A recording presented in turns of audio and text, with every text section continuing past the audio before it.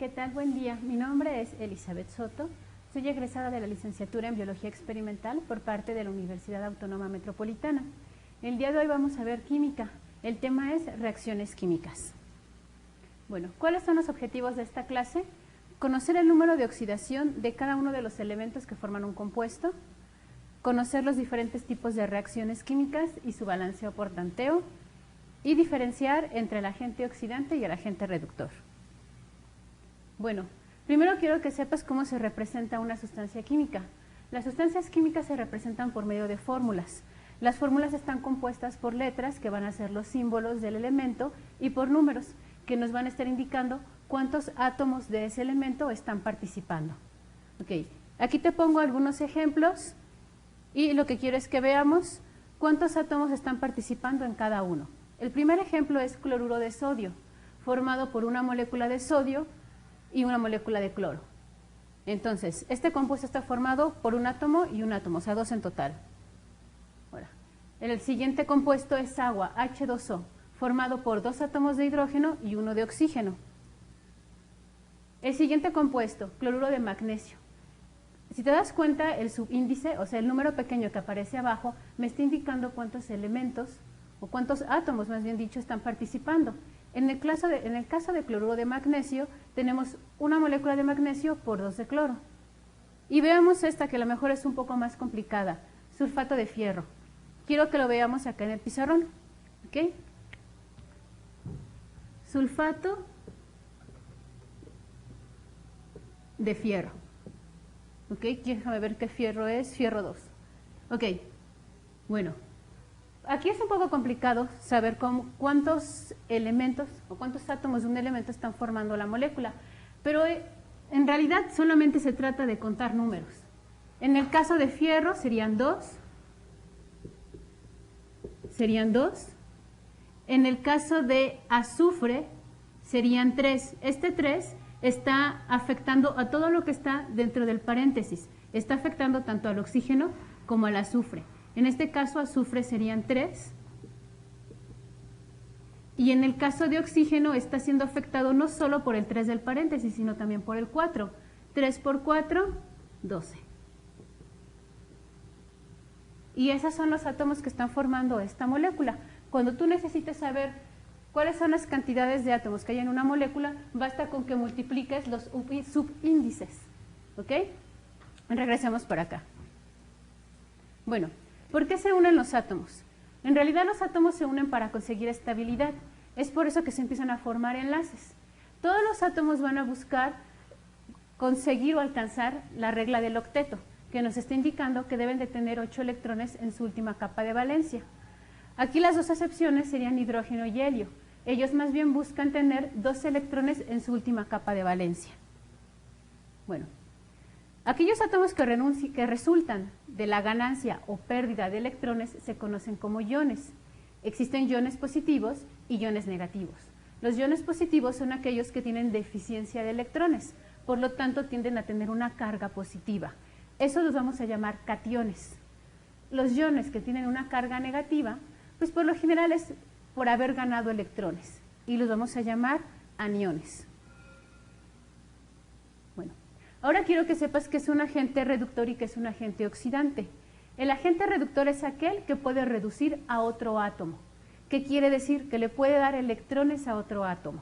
Cuando un elemento se reduce, se dice que ha ganado electrones. Por lo tanto, un agente reductor es el que reduce a otro, mientras él mismo se está oxidando. ¿Qué sería un agente oxidante? Un agente oxidante es aquel que oxida a otro. ¿Qué quiere decir? Que el que se está oxidando está perdiendo electrones. Entonces, un agente oxidante le está haciendo perder electrones a otro más, mientras él mismo se está reduciendo. En la fórmula que aparece en la pantalla, te estoy poniendo cloruro de sodio. El sodio viene siendo el catión, porque es positivo, y el cloro viene siendo el anión. Okay. ¿Cómo formamos la fórmula química de los compuestos? Ok, bueno, quiero que veas las imágenes que están apareciendo en la pantalla. La primera corresponde a cloruro de sodio. Estoy uniendo únicamente una molécula de sodio que es positiva con una de cloro. Pero empieza a complicarse un poco más cuando los elementos no poseen la misma carga o la misma valencia. Por ejemplo, bromuro de magnesio. Bromuro de magnesio. El magnesio está en el grupo 2A, por lo tanto, en su última capa tiene 2 electrones disponibles para ceder. Su valencia es 2 positivo. Mientras que bromo está en el grupo 7A. Él tiene una carga negativa. ¿Qué es lo que va a suceder? Se van a juntar, pero me va a sobrar una carga. Vayamos para acá, para el pizarrón. Bueno, vamos a poner todas y veamos en el pizarrón. Veamos cómo se empiezan a formar estos compuestos. Ok. El primero que tengo es bromuro de magnesio. ¿Ok? Bromuro de magnesio. Magnesio vive en el grupo 2A, por eso su valencia es 2 positivo, mientras que bromo vive en el grupo 7A y trabaja con valencia -1. ¿Cómo van a formar el compuesto? Es sencillo, únicamente van a intercambiar valencias. ¿Qué es lo que van a hacer? Magnesio la va a pasar para acá y bromo la va a pasar para acá. ¿Ok? ¿Y cuál sería la forma correcta de escribir bromuro de magnesio? Pues sería esta, en donde primero pongo el magnesio, que vendría siendo el metal, y luego pongo el bromo. Voy a escribir este 2 acá, aquí, ¿ok? Este 1 no lo escribo. ¿Por qué? Porque el número 1 en química, al igual que en matemáticas, se sobreentiende. En algunos casos verás que lo pongo, pero es únicamente para reafirmar que ya hay una carga. Sin embargo, en estas fórmulas no es necesario ponerlo. Y hasta podría decirte que está mal si tú haces esto. ¿Ok? No tiene por qué ir aquí ningún número, se sobreentiende. ¿Ok? Entonces, así es como estoy formando bromuro de magnesio, que es una sal. Todas las sales tienen la terminación uro para el no metal, bromuro de magnesio. ¿Ok? En el caso de la sal común es cloruro de magnesio. Veamos otro ejemplo. Tengo bromuro de aluminio. ¿Cómo se está formando bromuro de aluminio? Bueno, aluminio vive en la familia tercero A, por eso su valencia es 3 positiva. Bromuro, bueno, ya lo habíamos mencionado. Vive en la familia 7A. Este es un 1 negativo. Igual podría ponerte cloruro de aluminio. ¿Ok? Bueno, ¿qué es lo que van a hacer? Van a intercambiar. El 3 se escribe aquí abajo y el 1 se escribe aquí abajo. Y la manera correcta en cómo escribes bromuro de aluminio sería, este es el bromuro, este es el aluminio. Y acá pones el número 3. Esa sería la forma correcta de escribir bromuro de aluminio. Ahora vámonos con unas más complicadas. ¿Qué sucede cuando alguno de los dos puede trabajar con más de una valencia? Hasta ahorita ha sido sencillo porque hemos escogido elementos de la familia segundo A, tercero A, y ellos solamente trabajan con una valencia. Pero ¿qué sucede cuando utilizamos un ion que puede trabajar con 2 valencias, como el caso del hierro? El hierro tiene la opción de trabajar con valencia 2 o con valencia 3. Voy a borrar esto para explicar el caso del hierro. En esta ocasión vamos a poner a trabajar el hierro con oxígeno. A la unión de un metal con un oxígeno se le conoce como un óxido. En este caso vamos a formar 2 óxidos de fierro. ¿Por qué? Porque el fierro puede trabajar con 2 valencias. ¿Ok? Mi primer caso. Hierro con valencia 2 positiva. El oxígeno trabaja con valencia 2 negativa. ¿Ok? ¿Qué es lo que va a suceder? Lo que hemos estado platicando. Intercambian. ¿Ok? Y esto se va a escribir algo feo. En realidad se escribe feo. No puedes poner este 2 aquí y este 2 acá. Tú me dirías, ¿qué no se escribe así? Bueno, 2 y 2 se anulan. Entonces, si tú no lo pones, sería lo correcto. Y solamente lo escribirías como feo. ¿Ok? Bueno, aquí estoy trabajando con la valencia más pequeña que tiene el hierro. En este caso, este sería óxido de fierro 2, porque está trabajando con la valencia 2, óxido de fierro 2. o también podemos llamarlo óxido ferroso. La termina óxido ferroso. La terminación oso se va a emplear para valencias pequeñas, ¿ok? Esta nomenclatura se estuvo utilizando mucho, actualmente es más común la nomenclatura stock. ¿Cuál es la nomenclatura stock? La de óxido de fierro 2 y pones el 2 con número romano, ¿ok? ¿Por qué se emplea más esta nomenclatura que es la stock? Porque esta nomenclatura te está hablando cuál es la valencia que se utiliza. Aunque esta también te está haciendo referencia a que es la más pequeña, tú al utilizar esta nomenclatura ya tienes que saber si para él la más pequeña es 2 o es 1 o a lo mejor es 3. En cambio en esta nomenclatura pues ya sabes que es forzosamente 2, no hay de otra, ¿ok? Ahora vamos con la siguiente, ahora vamos con el otro tipo de óxido de fierro que vendría siendo cuando trabaja con valencia 3, su otra opción. Al mezclarse con el oxígeno que tiene valencia menos 2, van a intercambiar electrones y se van a acomodar en la cruzado. Aquí, ¿cómo se escribiría?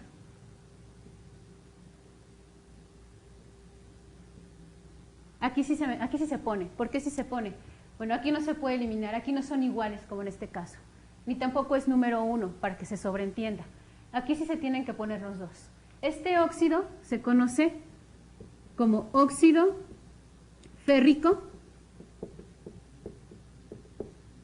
terminación ico para las valencias grandes, o también lo puedes llamar óxido de fierro 3. ¿Por qué 3? Porque está trabajando con la valencia 3, ¿ok? Cualquiera de las dos nomenclaturas son correctas. Entonces, regresemos por acá. Bueno, hasta ahorita hemos visto cómo se están formando las fórmulas químicas. Bueno, quiero que veas esta diapositiva. En esta diapositiva te estoy resumiendo los principales cationes, o sea, iones con carga positiva.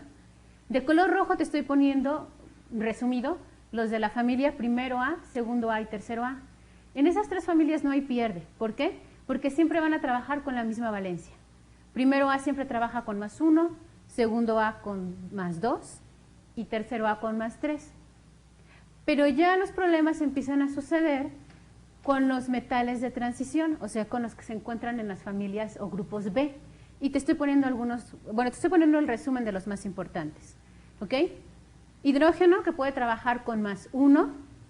Sin embargo, el hidrógeno, ahorita lo vamos a ver más adelante, porque él siempre suele ser un caso especial. ¿Ok? Cobre puede trabajar con valencia más 1 o más 2. Si fuera más 1 sería cuproso, porque sería la terminación de la valencia pequeña. O cúprico, si fuera la mayor. Ahora, vámonos al recuadro de color verde. Si te das cuenta, en el recuadro de color verde te estoy poniendo al fierro. El fierro trabaja con valencia 2 o 3, siendo ferroso la 2 y férrico la 3. Y en el último cuadrito, en el color morado, te estoy poniendo los que trabajan con valencia más 2 y más 4, siendo terminación oso la de 2 o I con la de 4. Si se te complican mucho las terminaciones, utiliza la nomenclatura stock, en donde tienes que poner cobre 1, cobre 2 o estaño 2, estaño 4. Ok. Esta otra diapositiva es para resumirte los principales aniones. ¿Quiénes son los aniones? Los que trabajan con carga negativa. En el primer cuadro te estoy poniendo a la familia 7A, que son los halógenos. Todos trabajan con menos 1. Ahora, quiero comentarte que hay excepciones. En algunos momentos puede ser que cloro y bromo trabajen con otras valencias, pero ellos, por ser electronegativos, siempre van a preferir la valencia menos 1. Esa valencia es la que puede jalar electrones hacia ellos. ¿Ok? En el cuadrito color rojo te estoy poniendo sulfuro y oxígeno. Oxígeno siempre va a trabajar con menos 2, pero también hay excepciones para oxígeno. Y el nitrógeno, que trabaja con menos 3. Bueno, hasta ahorita lo que vimos fueron cationes y aniones. ¿Qué quiere decir esto? Elementos que tienen una carga. Pero los elementos se pueden juntar entre ellos y formar pues, no una sustancia, sino más bien un compuesto, formar un compuesto. Si ese compuesto tiene carga, se le conoce como radical. Y estos radicales tienen la capacidad de poderse unir a otros aniones o cationes. En esta tabla te estoy poniendo los radicales más importantes. Mencionaré algunos nada más. En el cuadro mayor de color rojo está el peróxido, oxígeno que puede trabajar con carga -1. Esta es una excepción del oxígeno. El oxígeno por lo general trabaja con -2, pero aquí este oxígeno que es respirable va a trabajar con -1. ¿Ok? Bueno, también quiero que veas cuáles son todos los que pueden trabajar con -1. Se encuentran los hidróxidos, los cloros y el nitrógeno. Con carga -2 se encuentran los cromos y los azufres, y con carga -3 los fosfatos. Bueno, ahora que ya conoces los radicales, quiero que empecemos a armar moléculas más grandes. Hasta ahorita lo que hemos estado armando son moléculas diatómicas. ¿Qué quiere decir? Que están formadas por dos compuestos o dos elementos, dos átomos. Pero vamos a empezar a formar poliatómicos. Y te estoy poniendo en esta tablita una manera en cómo vamos a juntar el ion fosfato que aparece aquí hasta abajo con carga -3, ¿cómo lo vamos a unir? Al cobre. ¿Ok? Vamos a unir un radical con un catión porque tiene carga positiva. Entonces vayamos al pizarrón. ¿Ok? Entonces borremos esto. Y vamos a empezar a armar iones, bueno, más bien moléculas poliatómicas. ¿Qué quiere decir eso? Que están unidas a un radical y a un ion. Quiero comentarte que muchos radicales, pues lamentablemente hay que aprendérselos de memoria, no hay otra opción. Los que tendrías que aprenderte de memoria serían los que aparecen en la diapositiva. Sin embargo, no te preocupes, no creo que vengan en el examen, pero sí necesitas conocerlos. ¿Por qué? Porque si por algún motivo aparece la molécula, tienes que saber de qué te están hablando, ¿no? Están hablando de un radical. ¿Por qué? Porque tiene carga y está formado por más de un elemento, por más de un átomo. Entonces, vámonos con el primer ejemplo, que es cobre. ¿Ok? Entonces, vamos a unir dos iones de cobre. El cobre puede trabajar con dos valencias. Una de ellas es positiva, bueno, positiva 1 y la otra es positiva 2. ¿Ok? En este caso, este sería cuproso y este sería cúprico. O este sería cobre 1 y este sería cobre 2. ¿Ok? Ahora, en el primer ejemplo lo voy a unir al ion fosfito. Ion fosfito, ¿quién es ion fosfito? Está formado por fósforo, está formado por oxígeno, tiene 3 oxígenos y su carga es -3. ¿Ok? Entonces ahorita lo vamos a unir con el ion fosfito y tenemos aparte un ion fosfato. El ion fosfato ahorita más adelante lo vamos a ver. Quiero que sepas que para los radicales los pequeños terminan en ito, mientras que los grandes terminan en ato. Ahorita voy con fosfito. ¿Cómo sé que es fosfito y no fosfato? Porque termina en 3, mientras que fosfato termina en 4. Acá abajo este sería fosfito. ¿Ok? Lo voy a anotar aquí abajo chiquito. Fosfito. ¿Quién sería fosfato? Sería este. Fosfato. ¿Ok? Porque termina en 4. Ato para grande, ito para chiquito. Bueno, ahora vamos a juntar este ion de cobre con este radical de fósforo. ¿Cómo lo hacemos? Bueno, pues simplemente los juntas y dejas que intercambien valencias. Entonces, ¿cómo que te quedaría esto? Te quedaría el cobre. Déjame, queda un poquito encimado aquí. Luego aparece el paréntesis que es otro cobre. ¿Ok? Cobre, paréntesis, tu ion, que sería fosfito, y la valencia 3 quedaría acá, mientras que esta valencia quedaría acá. ¿Está bien que escriba esta valencia o no la debo de escribir? No, no la debo de escribir. Se sobreentiende. Recuerda, cuando sea 1, se sobreentiende. ¿Ok? ¿Cómo se llama esto? Se llama fosfito cuproso. ¿Ok? Lo podemos conocer como fosfito cuproso. En nomenclatura, si te has dado cuenta, se lee al revés de cómo se escribe. Primero se lee esto y luego esto. Fosfito cuproso, o también hito, de que es chiquito, y oso, de que está trabajando con la más pequeña, o también lo podemos llamar fosfito de cobre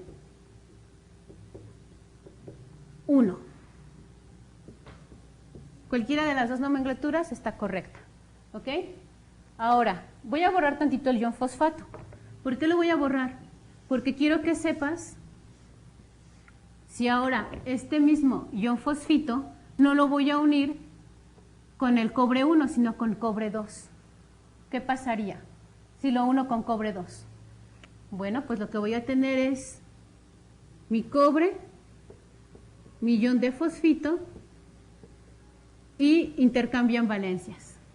Esta, que sería -3, pasaría para acá, y esta, que es 2, pasaría para acá. ¿Ok? ¿Esto cómo se llama? Bueno, esto sigue siendo fosfito. ¿Ok? Sigue siendo fosfito, pero ya no es cuproso. Es fosfito cúprico. Ico. ¿Por qué ico? Porque ico viene siendo el grande y oso viene siendo el chico. ¿Ok? Fosfito porque es el radical pequeño. Ahora, dijimos que existe esta nomenclatura, fosfito cuproso o fosfito cúprico. ¿Cuál sería la otra nomenclatura para este? La nomenclatura stock sería fosfito de cobre 2, con romano. ¿Por qué 2? Por este de aquí. ¿Ok? Entonces, ahora quiero darle enter a la diapositiva, pero vamos a seguir en el pizarrón. ¿Ok? Lo que quiero es que veas cómo se escribe en tu diapositiva. Y ahora vámonos con los fosfatos. ¿Ok? Regresemos al pizarrón. Ahorita lo único que hice fue juntar estos dos cationes con este radical. Ahora voy a borrar todo y voy a volver a mezclar estos dos cationes, pero con otro radical, con el radical fosfato. ¿Ok? Entonces voy a borrar el pizarrón.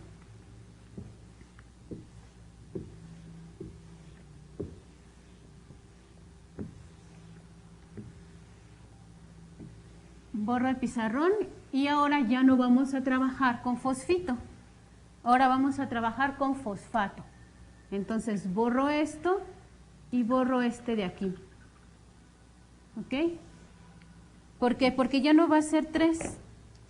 Ahora va a ser 4. Y ya no se llama fosfito, ya no es chiquito, ahora es grandote, ahora es ato. Ahora es fosfato. ¿Ok? Si yo quiero unir este radical fosfato con este catión de cobre, lo único que tengo es juntarlos y van a intercambiar sus valencias. Y se escribiría así. Aquí tengo el cobre, abro paréntesis, pongo el fósforo, pongo el oxígeno, cierro paréntesis, el -3 pasa para acá, positivo, el 1 pasa para acá, y entonces, ay, me estoy comiendo el 4, me estoy comiendo este 4 de aquí. ¿Ok? ¿Está bien escrito este? No, ¿verdad? Acuérdate que el 1 se sobreentiende. Ok. Entonces, ¿esto cómo se llamaría? Esto ya no es fosfito, esto ya es fosfato. Fosfato cuproso o fosfato de cobre. Vamos primero con la nomenclatura tradicional, que es fosfato cuproso, terminación oso, o vámonos con la nomenclatura stock, que sería fosfato de cobre. ¿De cobre qué? ¿Quién me dice de cobre qué? De cobre 1. ¿Ok? Ahora, creo que ya será más fácil unir este radical con este catión. ¿Cómo lo haríamos? Los juntamos nada más y dejamos que intercambien valencias. ¿Cómo lo escribimos? Lo vamos a escribir así. Tengo mi cobre que se une a mi fosfato, abro paréntesis, PO4 para que sea fosfato, intercambian valencias, la -3 que está aquí pasa positiva 3 acá, la 2 que está aquí pasa acá, y ahora ¿cómo se llamaría esto? En la nomenclatura tradicional lo voy a llamar fosfato cúprico, ico de grandote. ¿Ok? Y fosfato porque estoy trabajando con el radical grande. En la nomenclatura stock sería fosfato de cobre. ¿De cobre qué? De cobre 2. Cualquiera de las dos nomenclaturas están correctas. ¿Ok? Entonces no te preocupes, no te tienes que aprender todos los radicales, pero sí necesito que empieces a ubicar cómo se pueden juntar. Todo esto que estamos formando son sales, ¿ok? Regresemos por favor acá. Entonces, a excepción de los iones, ya sea cationes o aniones, o los radicales, que son con los que empezamos a formar estas moléculas, todo lo demás tiende a tener una carga estable. ¿Qué quiere decir? A que cuando tú sumas cargas, cuando tú sumas valencias, tiene que darte 0.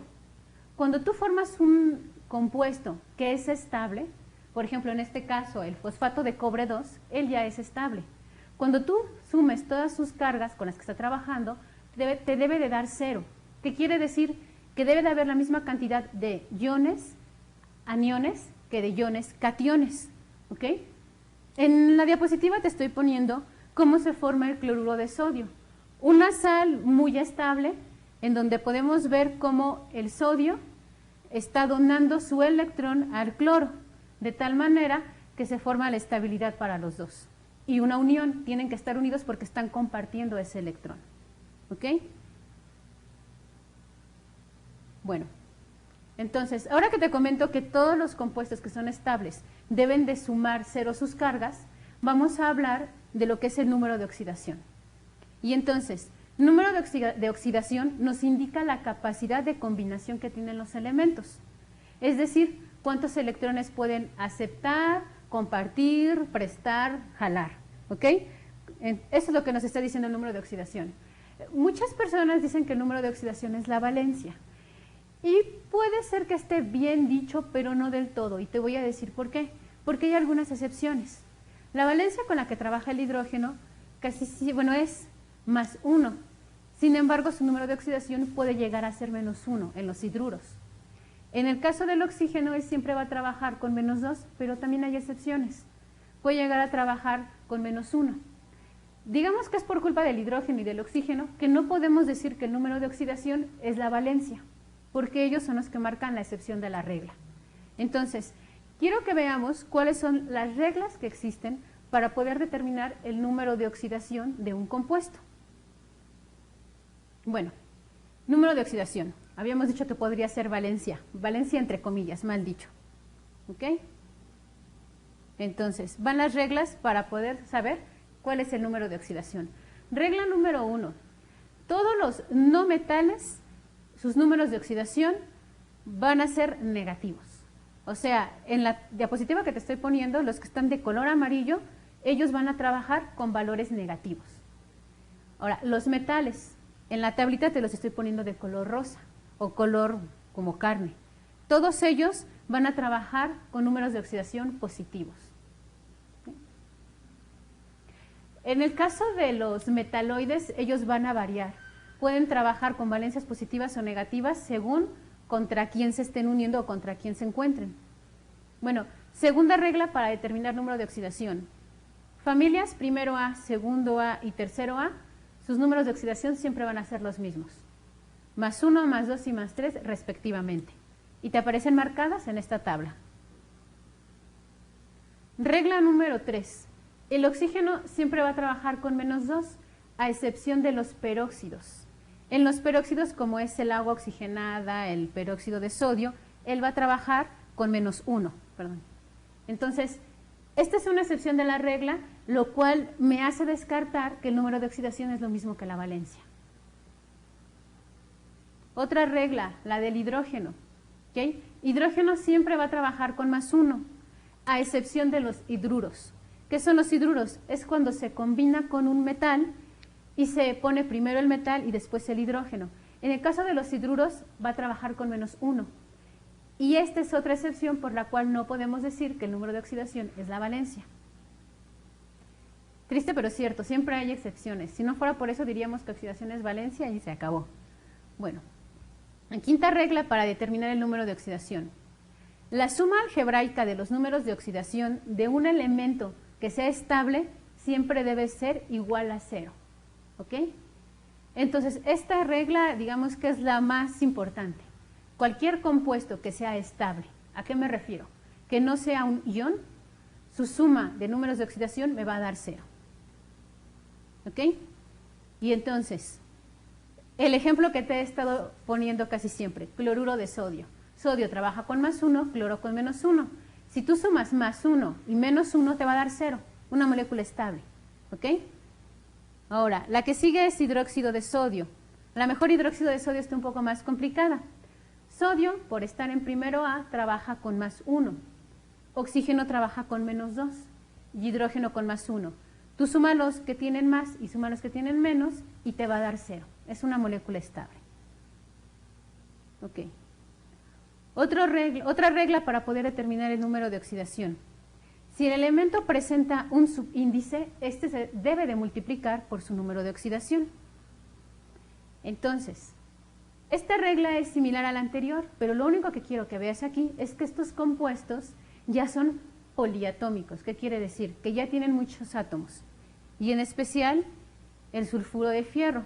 Y vamos a ver cómo se calculan estos. Entonces vayamos al pizarrón de nuevo. Borro esto. Y vamos a checar los números de oxidación en donde existen más de 2 átomos en el compuesto. ¿Ok? Entonces, el primero es agua. Bueno, creo que ese es muy sencillo. H2O. Me está diciendo que hay 2 moléculas de hidrógeno. ¿Ok? Hidrógeno trabaja con +1 y oxígeno trabaja con -2. 2 por 1, 2 positivo y -2 negativo es igual a 0. ¿Ok? Entonces, ¿cuáles son los números de oxidación? Vienen siendo, en este caso, los que emplean como valencia. ¿Ok? Y si tú los sumas, 2 por 1 me da +2, -2 te da 0. ¿Ok? La que sigue, cloruro de magnesio. Magnesio y cloro, con un subíndice 2. ¿Por qué subíndice 2? Porque magnesio está en la familia 2A, por lo tanto su valencia es 2 positiva y la pasa para acá. Este es un cloruro de magnesio, una sal. ¿Cuáles son los números de oxidación que se están utilizando? Bueno, el cloro casi siempre trabaja con valencia -1 y el magnesio con valencia +2. Veamos si es cierto. Este 2 por 1 me va a dar 2, 2 negativo, y este 2 positivo es igual a 0. ¿Qué quiere decir? Que estos son efectivamente los números de oxidación y su suma me está dando 0. ¿Ok? Vámonos con el último, sulfato de fierro. Este a lo mejor es un poquito más complicado, pero ahorita te vas a dar cuenta que no lo es. ¿Ok? Es sulfato de fierro 2. ¿Ok? Entonces, por ejemplo, fierro puede trabajar con valencias 2 y con valencia 3, ¿ok? Entonces, por lo pronto podemos poner aquí +2 y +3 para fierro. No estamos seguros todavía cuál va a ser. Oxígeno, de no ser los peróxidos, como el agua oxigenada, el peróxido de bario, siempre trabaja con -2. Entonces, vamos a poner aquí -2, ¿ok? Ahora, vamos a ver este para poder decidir de fierro cuál de los dos le coloco. Ojo, ¿cuántos oxígenos tengo? Este 4 me está indicando que tengo 4 oxígenos, pero este 3 está afectando a todo lo que se encuentra entre el paréntesis, por lo tanto afecta al oxígeno y al azufre. ¿Cuántos oxígenos tengo? 3 por 4, 12, ¿ok? 12 oxígenos con valencia -2 me está resultando que es -24. ¿Estamos de acuerdo?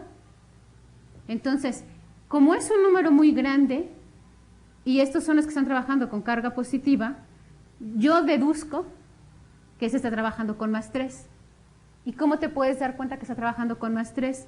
Porque acuérdate cómo se forman, acuérdate que intercambian valencias. Este está trabajando con más 3. Al momento en que lo formó, lo cambió. Entonces vamos a quitar el menos 2 y vamos a quitar el más 2, perdón, y vamos a dejar el más 3. Hierro está trabajando con más 3 y aquí lo confirmo. ¿Ok? Lo voy a poner un poquito más acá.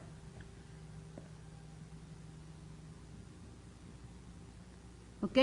Está trabajando con 3. 3 por 2, 6. ¿Qué quiere decir? Que hasta acá tengo más 6. ¿Ok?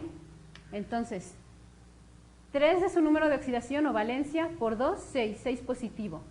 3 por 4, 12. 12 por 2, 24. Entonces, 6 para 24. ¿Cuánto me falta para 24? Me faltan 8, ¿verdad? Me faltan 8. Espérame, pues soy mala para hacer cuentas. 8, 9, 10, 11, 12, 13, 14. No, me están faltando 18.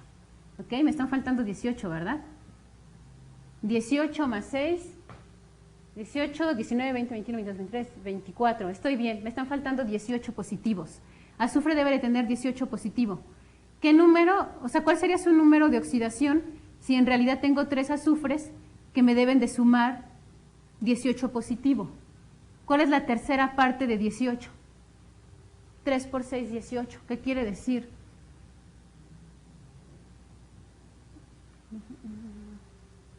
Quiere decir que azufre está trabajando con un número de oxidación más 6. ¿Ok? Entonces, vamos a hacer el recuento. Oxígeno trabaja con menos 2. 3 por 4, 12. Por 2, 24. Estos son los que está, el número de los que está trabajando oxígeno. Fierro está trabajando con más 3. Él puede trabajar con 2 valencias. ¿Cuál escogió? El 3. 3 por 2, 6. Más 6. Ahora tengo que saber cuál es el número de oxidación de azufre. ¿Cómo lo voy a saber? Pues tengo que checar 6, ¿cuánto me falta para llegar a 24? ¿Cuánto me falta? Me falta 18. 18 repartidos entre 3. ¿Por qué entre 3? Porque el 3 está afectando a todo esto. ¿Ok? Y entonces, ¿cuál es el número de oxidación del azufre? Vendría siendo más 6. ¿Ok? El azufre puede trabajar con varios números de valencia. En este caso, él decidió el más 6. ¿Por qué? 3 por 6, 18. Y ya con estos 18 sumados a esto, mi molécula es neutra. ¿Ok? Estos dos neutralizan a estos. Y ese sería el número de oxidación del azufre. ¿Ok? Entonces, vámonos a la que sigue. ¿Ok? Bueno, hasta ahorita hemos estado viendo cómo se forman los compuestos, cuáles son los números de oxidación. Pero quiero que empecemos a hablar de reacciones químicas. ¿Qué es una reacción química? Bueno, una reacción es la interacción entre dos sustancias, las cuales van a perder sus propiedades. Yo necesito darme cuenta que están reaccionando, ya sea porque existe algún cambio, principalmente físico, ya sea en su consistencia, en su color. Entonces, las reacciones químicas se van a describir por medio de ecuaciones. ¿Ok? Entonces, cuando se produce un cambio químico, significa que ha ocurrido una reacción química. ¿Ok? ¿Y cómo escribimos las reacciones químicas? Pues por medio de ecuaciones. Una ecuación química viene siendo la forma abreviada de describir esa interacción entre los dos compuestos. Y aquí te estoy poniendo una fórmula general para todas las reacciones, donde A más B me van a dar C. ¿Ok? Y necesito que vengamos un poquito para acá. Voy a borrar esto. Y necesito que quede claro cuál es la fórmula general de las reacciones. Existen diferentes tipos de reacciones. Entonces, dependiendo si es una reacción de síntesis, de descomposición, va a ser la cantidad de productos y de reactivos que yo tengo. Por ejemplo, en la que yo te estoy poniendo como fórmula general, te estoy poniendo A más B me van a dar C. Así es como se lee. Donde A y B son los reactivos. ¿Qué significa la palabra reactivo? De que reaccionan. Van a reaccionar para formar un producto. ¿Ok? También hay reacciones que se escriben de esta manera. En este caso tengo dos productos. Puede ser que en mi reacción tenga un solo producto o tenga dos. Incluso puede ser que solo tenga un reactivo en las llamadas reacciones de descomposición. Ahora, esta flecha que me está indicando que esto se va a transformar en esto. Cuando tú veas que tiene dos flechas, me está indicando que la reacción es reversible. ¿Qué quiere decir? Que se puede regresar. No todas las reacciones son reversibles, como por ejemplo las de combustión. Algo que se quema ya no puede regresar. ¿Ok? En otros casos, puede ser que también te encuentres con que aquí les ponen pequeños subíndices con letras. Por ejemplo, G, S, L. Son ejemplos al azar que yo te estoy poniendo, aleatorios. Si te topas con esto lo que te está indicando es el estado de agregación molecular en el que se encuentra este átomo. Por ejemplo, aquí te está diciendo G para A. ¿Qué quiere decir? Que este reactivo A se encuentra en estado gaseoso. Si tú te encuentras B con un subíndice S, te está indicando que el reactivo B se encuentra en sólido. Si te encuentras este producto con un subíndice L, te está diciendo que este producto es líquido y que este es gaseoso. ¿Ok? Yo por cuestiones de practicidad no te lo voy a poner y es poco común que te lo pongan en el examen, pero esto es más que nada por si lo ves, no te preocupes, únicamente te está indicando el estado de agregación molecular en el que se encuentran los elementos. Entonces regresemos para acá. Bueno, entonces, en una ecuación química existen dos compuestos, ya los mencionamos. De un lado de la flecha, del lado izquierdo, van a estar los reactivos y del lado derecho los productos. Bueno, toda ecuación química tiene que estar balanceada. ¿Qué significa eso? Significa que cuando tú pones a reaccionar dos o más reactivos, te tiene que dar la misma cantidad de productos. No puede ser que pongas 2 moléculas de cloro y 2 moléculas de sodio y como resultado solamente tengas un cloro y un sodio. ¿Qué pasó con los otros dos? Puede ser que a lo mejor los otros dos hayan sido desechos, su producto. Aunque sean desecho, se tienen que escribir en la ecuación química. Y quiero que veamos cómo es esto de balancear. Entonces, volvamos de nuevo al pizarrón. ¿Ok? En la diapositiva te estoy poniendo la fórmula general de una reacción que se llama fotosíntesis. Esa reacción que llevan a cabo las plantas para poder producir su propio alimento. Es una reacción irreversible, por lo tanto la flecha solamente está indicando hacia un lado. Bueno, ¿qué te dice la fórmula de la fotosíntesis?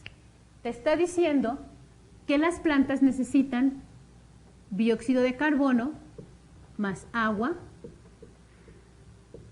para transformarlas en... Voy a escribir un poco más para acá porque no voy a caber en el pizarrón. Entonces, las plantas necesitan dióxido de carbono más agua para formar una molécula que se llama glucosa y como desecho o subproducto va a ser oxígeno respirable. Este subíndice me está indicando que ese oxígeno es respirable. Si tú nada más pusieras oxígeno así, ese oxígeno es reductor y eso significa que es tóxico. Entonces, en la naturaleza, el oxígeno que los animales respiramos se encuentra agrupado en parejas. Ok. De este lado son mis reactivos, de este lado son mis productos. Si te das cuenta, tanto de un lado como del otro tengo los mismos átomos. ¿Qué quiere decir? Aquí tengo átomos de carbono, aquí también. Aquí tengo átomos de hidrógeno, acá también. No puede ser que yo aquí, por ejemplo, nada más tenga carbono, oxígeno y hidrógeno y que de repente acá me aparezca, por ejemplo, un sodio. Eso no se puede, ¿ok? Entonces, ahora, ¿cómo sabemos si esta ecuación está balanceada? Balanceada quiere decir que la misma cantidad de carbono que tengo de este lado, lo tengo acá. Que lo mismo de hidrógeno que está aquí, está acá. Y lo mismo de oxígeno aquí, está allá. Vamos a empezar por checar el carbono. ¿Por qué voy a empezar a checar el carbono? Por lo general, para balancear, yo te sugiero que empieces con los elementos que no son ni oxígeno ni hidrógeno, porque siempre ellos son más fáciles de ajustar. También te voy a sugerir que cuando tengas algún elemento vacío, libre como este, o sea que se encuentra solo, que no se encuentre en conjunto de otros, lo dejes al final. ¿Por qué? Porque aquí vas a agregar el número de átomos que te falten. Entonces, vamos a empezar en este caso por el carbono. Carbono. Aquí tengo una molécula de carbono nada más. ¿Ok? Aquí tengo carbono igual a 1. Pero ojo, aquí tengo carbono 6. Eso quiere decir que entonces aquí tengo que poner un 6. ¿Para qué? Para ya tener 6 carbonos de este lado y también tener 6 carbonos de este lado. ¿Ok? Ahora, vayamos con el oxígeno. Aquí tengo 2, pero este 6 está afectando a toda la ecuación.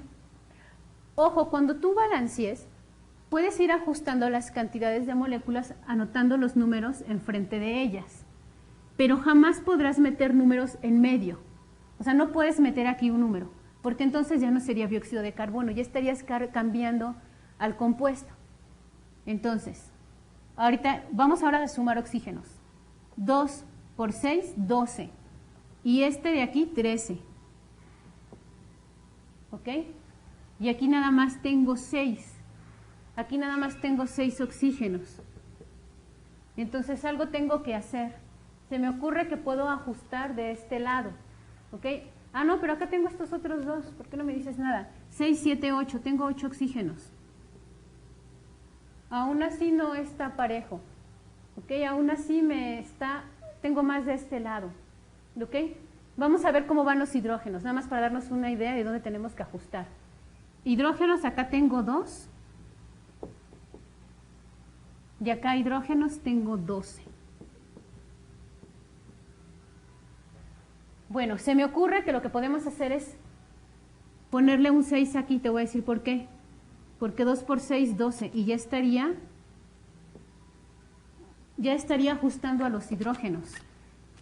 ¿Ok? 2 por 6, 12. Y estos 12 de aquí ya los tengo. ¿Ok? Ya estoy ajustando los hidrógenos. Ya nada más me quedan los oxígenos. Y esto es más fácil. ¿Por qué? Porque tengo este oxígeno solo. Y al tenerlo solo me es más fácil poder trabajar con él. ¿Ok? Pero ojo, yo al poner este 6 aquí no solamente estoy ajustando el hidrógeno, sino también estoy cambiando la cantidad de oxígenos de esta molécula. ¿Estás de acuerdo? Ya no tengo 13, porque ya no tengo 3 por 2, 6, más este 13. Ya no. Ahora tengo 3 por 2, 6, más los 6 de aquí, que están afectando, serían 18. Ahora tengo 18 oxígenos. ¿Ok?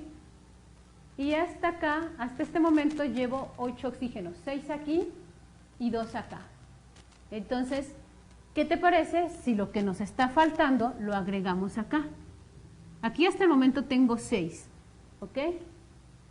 Y tengo 8, necesito 10 más, ¿estás de acuerdo? ¿De aquel lado? 12. Puede ser 6 por 2, 12. Y otro 6, 18. Algo similar a lo que hicimos acá, ¿ok? Que tengo 6 por 2, 12. Y estos 6, 18.